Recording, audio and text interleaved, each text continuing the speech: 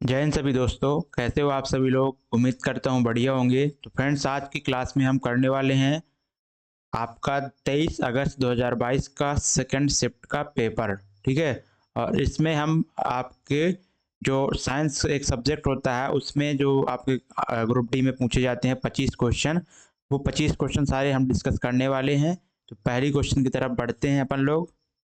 First question friends आपसे बोला जा रहा है कि नीचे दिए गए द्विबीजपत्री बीज के चित्र का अध्ययन कीजिए और चित्र में ए बी सी द्वारा नामांकित भागों के कार्यों के संबंध में सही विकल्प का चयन कीजिए। तो सबसे पहले यहाँ पे पार्ट जो होते हैं मोनोकॉट सीड के। ठीक है। मोनोकॉट, देखो सीड दो तरह के होते हैं प्लांट में, एक होता है मोनोकॉट, एक डाइकोट। तो ये आपका डाइकोट है। ठीक है ना, कि द्विबीजपत्री है। तो इसमें आपके जो पार्ट ए है, पार्ट बी है, पार्ट सी है, इसके वर्क के बारे में बताया पूछा गया है। तो सबसे पहले जो पार्ट ए का नाम होता है, ठीक है, ये होता है आपका, क्या होता है, प्लूम्यूल। ठीक है। और बी जो है ये आपका कॉटलीडन है, कॉटलीडन। ठीक है, कॉटलीडन। और ये आपका जो पार्ट सी है ये आपका रेडिकल है। ठीक है, रेडिकल। यानी कि एक तरह से आपका जो प्लूम्यूल है ये आपका आगे जाके स्टेम बनता है। ठीक है। और ये आपका जो कॉटलीडन है ये आपका फूड स्टोर करता है। ठीक है, फूड स्टोर करता है सीड में। और रेडिकल ये जाके नीचे रूट बनती हैं, जड़ें बनती हैं। ठीक है। तो जो आपका ए के बारे में है, तो ये आपका क्या है, भावी प्ररोह है। ठीक है, वह भावी प्ररोह यानी कि जो आगे शाख ऊपर जो आपका ये ऊपर जाएगा ना, जैसे प्लांट में सीड होता है तो ऊपर जो छोटा पौधा निकलता है वो इसी के द्वारा निकलता है, प्लूम्यूल के द्वारा। ठीक है। और बी में आपका भोजन का संग्रहण होता है कॉटलीडन में। और भावी मूल यानी कि जो मूल मानी कि रूट। ठीक है। ये आप याद रखना, ऑप्शन नंबर ए राइट हो जाएगा। अगला क्वेश्चन देखेंगे। मनुष्यों में समानतः सिस्टोलिक और डायस्टोलिक प्रेशर कितना होता है। ठीक है। तो सिस्टोलिक प्रेशर यानी कि प्रकुंचन, सिस्टोलिक प्रेशर और डायस्टोलिक प्रेशर आपको कितना होता है।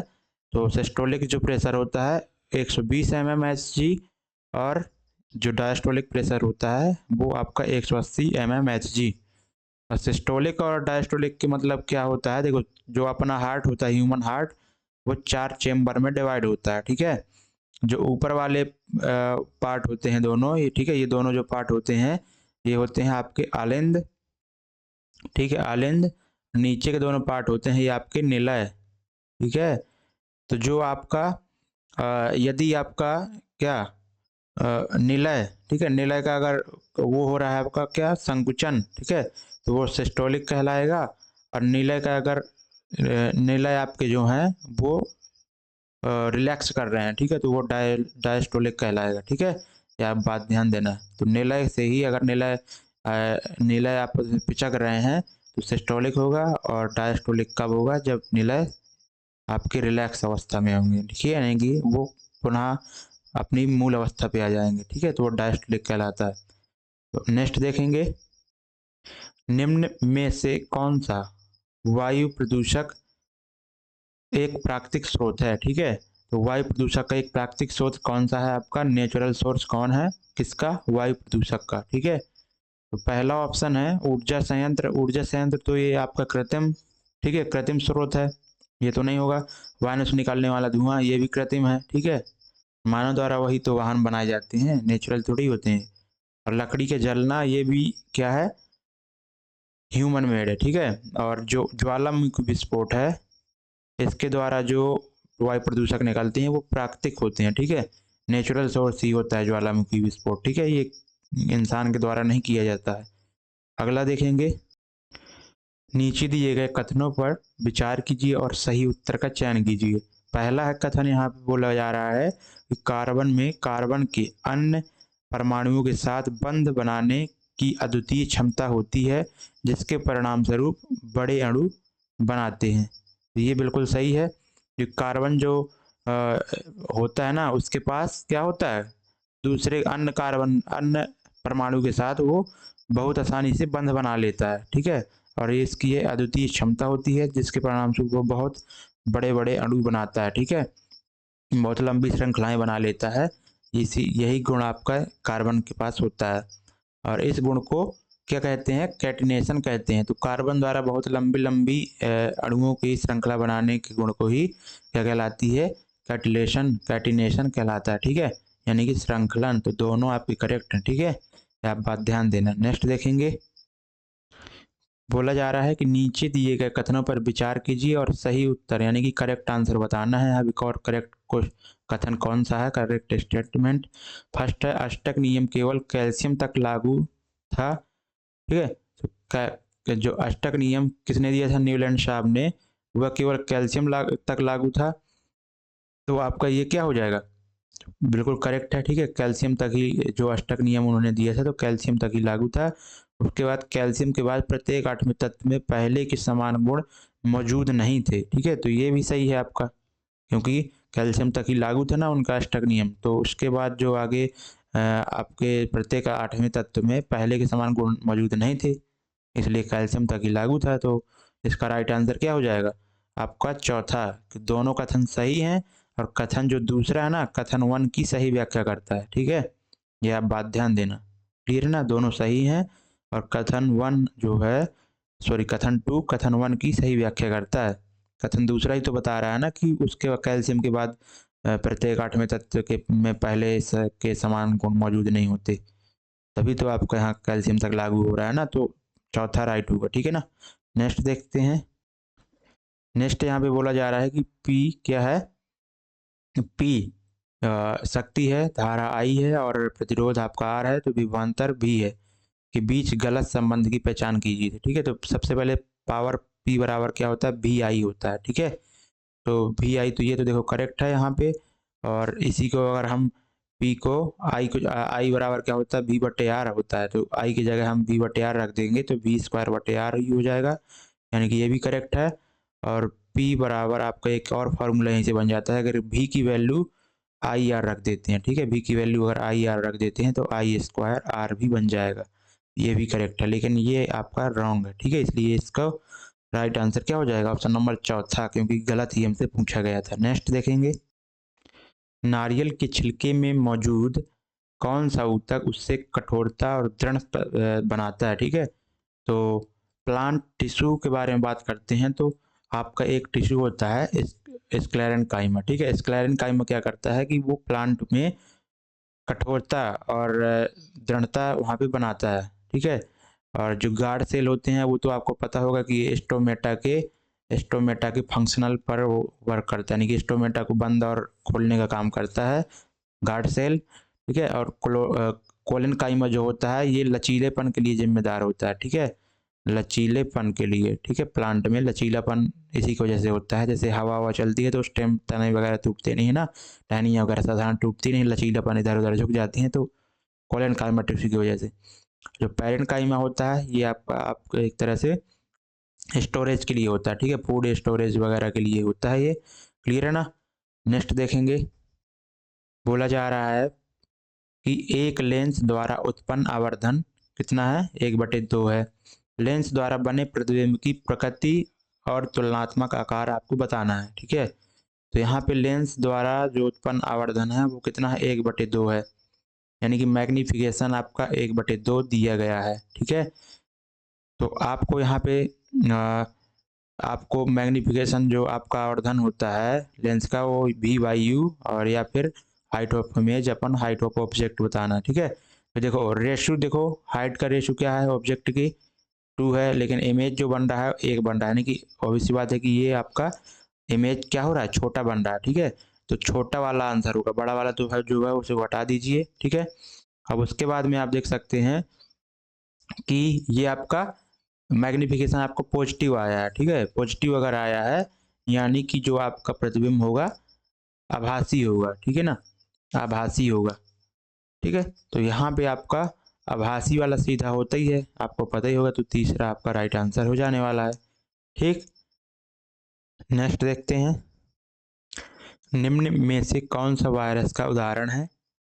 तो एड्स, तो ये दोस्तों रोग होता है, डिजीज होता है एड्स। ठीक है, तो एक्वायर्ड इम्यूनो डिफिशियंसी सिंड्रोम ये तो आपका एक डिजीज होता है।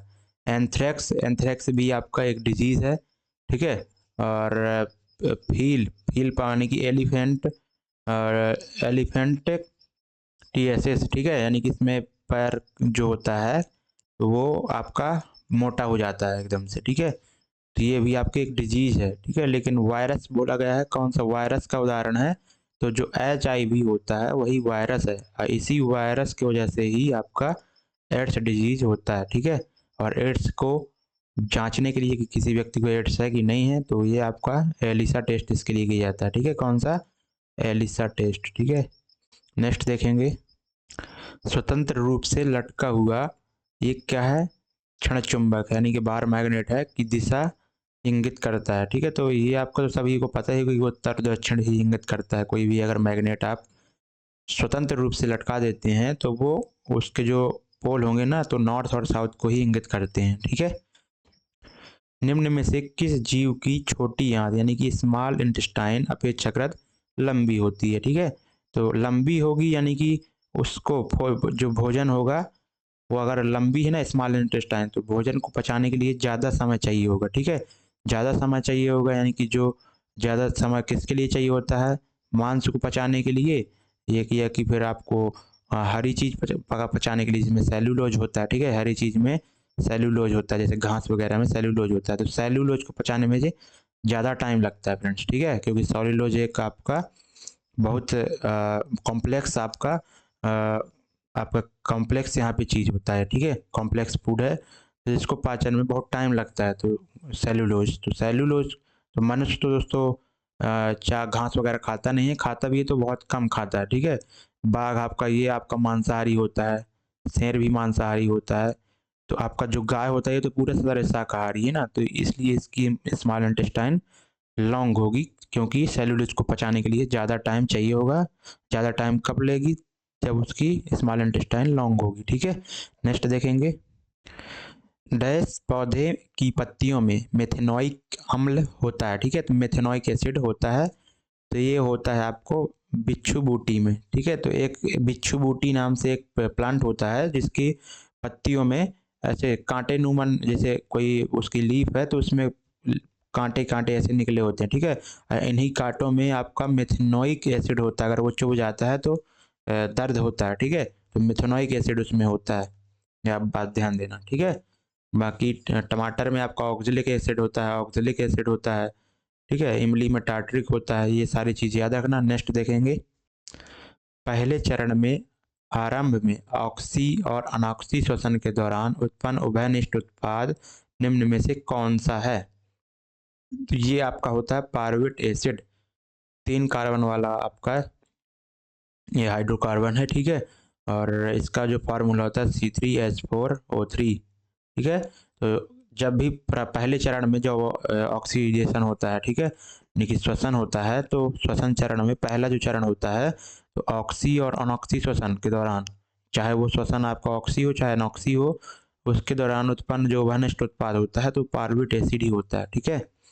क्लियर है ना? तो ये आप बात ध्यान देना। नेक्स्ट क्वेश्चन देखते हैं। ये फ्रेंड्स क्वेश्चन में बोला जा रहा है कि निम्नलिखित अपक्रिया के लिए अवस्था के संकेतों के साथ संतुलित रासायनिक समीकरण लिखिए। तो यहाँ पे आपका पोटेशियम हाइड्रोक्साइड विलियम यहाँ पे जली है, और नाइट्रिक अम्ल विलयन ये भी जली है, के साथ अपक्रिया करके सोडियम नाइट्रेट विलयन और जल उत्पन्न होता है, ठीक है। तो जली है यानी कि जली के लिए हम क्या लिखते हैं, कोई भी अगर विलयन जली है, किसी भी पदार्थ का विलयन जली है तो उसके लिए AQ लिखते हैं, ठीक है, AQ, ठीक है। यहाँ भी AQ, क्लियर ना?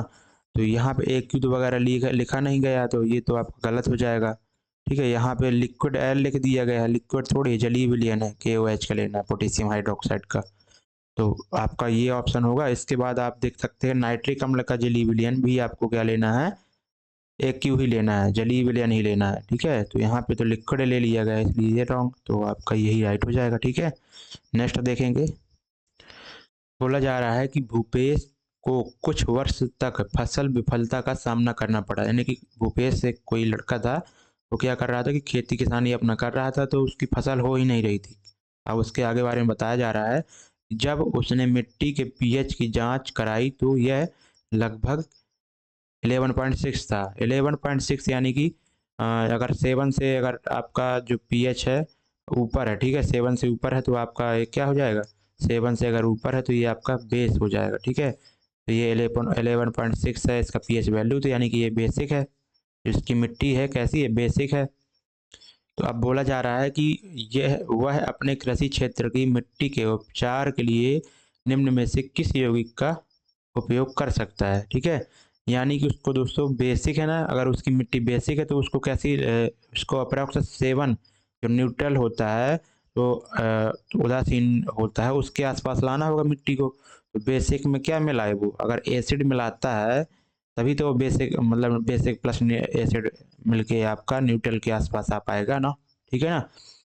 तो यहाँ पे NaCl तो ये पहले से न्यूट्रल होता है तो ये होगा नहीं आपका। और ZnOH OH आयन जो OH माइनस आयन हुई हो तो आपका बेस ही होता है, ठीक है, बेस ही होता है आपको पता है। और ये भी आपका बेसिक ही होता है OH, ठीक है। जैसे NaOH होता है ना आपका OH है अगर तो उस बेसिक कहलाएगा, ठीक है। लेकिन जो आपका ये है Al2SO4 ये आपका क्या है, ये आपका एसिडिक है, ठीक है, एसिडिक। तो इस तरह से आप ऑप्शन को अगर आपको पता भी नहीं है ना तो ऑप्शन के हटाकर जो जो ऑप्शन नहीं हो सकता उसको हटा करके आप राइट आंसर तक पहुंच सकते हैं, ठीक है ना। नेक्स्ट देखेंगे, श्वेत प्रकाश का कांच के प्रिज्म में प्रवेश करते ही 7 घटकों में विभाजित हो जाना क्या कहलाता है, तो प्रकाश का वर्ण विक्षेपण, ठीक है, डिस्पर्जन ऑफ लाइट, ठीक है। जब आप किसी प्रिज्म में, ठीक है, प्रिज्म में जैसे ट्रायंगुलर शेप का प्रिज्म होता है तो अगर कोई लाइट इसमें प्रवेश कर रही है, ठीक है, तो वो क्या हो जाती है 7 अलग अलग रंगों में यहाँ पे विभाजित हो जाती है, सिंपल सा, ठीक है। तो लाइट होती है और 7 कलर में डिवाइड हो जाती है, ठीक है। और क्योंकि सभी जो 7 कलर होते हैं उनका वेव लेंथ होता है अलग अलग होता है तो उनका डेविएशन भी अलग अलग हो जाता है। सबसे ज़्यादा डेविएशन आपका वैलेट कलर का होता है, यानी कि बैगनी कलर का। सबसे मिनिमम जो डेविएशन होता है वो रेड कलर का, ठीक है। आप बात ध्यान देना। नेक्स्ट देखेंगे, गोलीय दर्पण के ध्रुव और फोकस के बीच की दूरी कितनी होती है, तो आपको गोलीय दर्पण के ध्रुव, ठीक है, और फोकस के बीच की दूरी आपको बताना है। तो आर के पदों में बताना, ठीक है, आर यानी कि आपकी वक्रता त्रिज्या ही कहलाएगी, ठीक है। क्योंकि गोली दर्पण आपका जैसे ये है, जैसे ये हमने ले लिया गोली दर्पण, ये आपका यहाँ पे पोल हो गया, ठीक है, और यहाँ पे सेंटर ऑफ कर्वेचर। तो सेंटर ऑफ कर्वेचर एक तरह त्रिज्या ही होती है पोल से सेंटर ऑफ कर्वेचर के बीच की दूरी, ठीक है। तो एफ क्या हो जाएगा, R/2 हो जाएगा, क्योंकि आपको पता होगा कि जो वक्रता त्रिज्या होती है वो फोकस दूरी की क्या होती है, दुगनी होती है, ठीक है ना। तो R/2 ही होगा ना। नेक्स्ट देखेंगे, बीड़ी बनाने के लिए डैश का उपयोग किया जाता है। तो यहाँ पे बीड़ी बनाने के लिए तेंदू के पत्ते यूज करते हैं, तो सभी को पता ही होगा, ठीक है। छत्तीसगढ़, मध्य प्रदेश, झारखंड जैसे राज्यों में बहुत ज़्यादा पाए जाती हैं, ठीक है, तेंदू के पत्ते। उन्हीं का उपयोग आपको बीड़ी बनाने में यूज करते हैं, ठीक है। बीड़ी जानते हो ना, मैं तो जानता हूँ भाई साहब क्योंकि हमारे यहाँ पे बहुत सारे लोग पीते हैं इसको। एक सीधे धारावाही चालक के लिए इनमें से कौन सा कथन सत्य है, यानी कि एक सीधा धारावाही चालक है, ठीक है, यानी कि करंट कैरिंग एक कंडक्टर है, उसमें से बोला जा रहा है कि इसके लिए कौन सा कथन सत्य है। तो पहला है, चुंबकीय बल रेखाएं केंद्र में चालक युक्त संकेंद्रीय वृत्त बनाती है। ये सबसे पहले एक धारावाही सीधा चालक हमें लेना है, सीधा धारावाही चालक, जैसे हमने ये वायर ले लिया, ठीक है, और इसमें आपने अगर करंट प्रवाहित कर दी ऐसे, ठीक है, तो जो आई धारा प्रवाहित हो रही है, ठीक है, ये नॉर्थ साइड है ये साउथ साइड है, तो आपका जो मैग्नेटिक फील्ड लाइंस होंगी ना वो ऐसे संकेंद्रीय वृत्त बना लेंगे दोस्तों, ठीक है, आपको ऐसे ऐसे, ठीक है। आप बात ध्यान देना, इस वायर के चारों तरफ, ठीक है, गोल गोल करके राउंड शेप में संकेंद्रीय वृत्त बना लेंगे, बिल्कुल सही है। उसके बाद जैसे जैसे हम चालक से दूर जाते हैं चुंबकीय क्षेत्र की प्रबलता बढ़ती है, ऐसा नहीं होता फ्रेंड्स, ठीक है। चालक से अगर दूर जाते जाओगे तो चुंबकीय क्षेत्र की प्रबलता घटती जाती है, ठीक है, ना कि बढ़ती है। और उसके बाद है, चुंबकीय क्षेत्र से चुंबकीय क्षेत्र की दिशा दाएं हाथ के अंगूठे के नियम से आपको बताना होता है, ठीक है। तो दाएं हाथ के जो अंगूठे का नियम होता है, ठीक है, तो उसी के अनुसार हम आपकी करंट की डायरेक्शन बताते हैं। यानी कि जैसे ये करंट डायरेक्शन साउथ से नॉर्थ है ना, तो अंगूठे को आप करंट की डायरेक्शन में रखिए, ठीक है। और जो दायां हाथ है उसकी जो अंगुलियां हैं उसको अपन नीचे की तरफ मोड़ें ऐसे, ठीक है। यानी कि ये डायरेक्शन हो जाएगी मैग्नेटिक फील्ड लाइंस की, ऐसे ऐसे जाएंगी, ठीक है, ऐसे ये चीज, ठीक है। ये आप बात ध्यान देना। नेक्स्ट क्वेश्चन अपन देखते हैं। तो पहला और तीसरा राइट हो जाएगा। एक उत्तल लेंस के बोला जा रहा है, सॉरी, बोला जा रहा है कि एक उत्तल लेंस वस्तु के आकार के दोगुने आकार का वास्तविक और उल्टा प्रतिबिंब निर्मित करता है। तो लेंस द्वारा उत्पन्न आवर्धन आपको बताना है, ठीक है। तो यहाँ पे जो मैग्निफिकेशन जो लेंस के बारे में होता है, वो मैंने बताया है कई बार कि V बाई यू या फिर height of image upon height of object होता है, ठीक है। तो जो दोगुने आकार का वास्तविक और उल्टा प्रतिबिंब बनाना है, ठीक है, तो आपको यहाँ पे देख सकते हैं कि आपका जो हाइट ऑफ इमेज है वो क्या है, दोगुने आकार का, ठीक है, हाइट ऑफ ऑब्जेक्ट की। तो आपका आवर्धन तो 2 आएगा, लेकिन आपका प्लस में आएगा माइनस में आएगा, ये कहाँ से पता करें? ये आपको पता करना होता है यहाँ से, वास्तविक से, ठीक है, वास्तविक, ठीक है। वास्तविक प्रतिबिंब उल्टा बनता है, उल्टा बनेगा नहीं कि मुख खच के, वो कैसे बनेगा, नीचे ही बनेगा ना, नीचे की तरफ। और जब नीचे की तरफ आपका बनता है ना, तो वो डिस्टेंस आपकी, वो हाइट जो है आपको नेगेटिव लेनी होती है। तो ये आपकी जो इमेज की हाइट होगी वो नेगेटिव में आएगी, इसलिए आपका राइट आंसर -2 हो जाने वाला, ठीक है। ये आप बात ध्यान देना। इस तरह से केवल आप जो बातें दी गई उसी के आधार पर क्वेश्चन को कर सकते हैं, ठीक है। अगला क्वेश्चन देखेंगे। NaOH और यहाँ पे दिया गया है कि अमोनिया, सॉरी,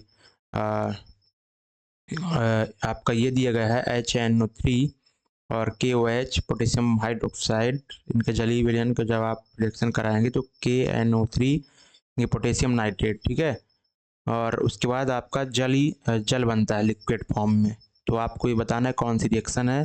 तो HNO3 आपको पता होगा कि ये आपका एक प्रबल अम्ल है, ठीक है, यानी कि आपका प्रबल अम्ल है, ठीक है। और ये आपका ये भी प्रबल क्षार है।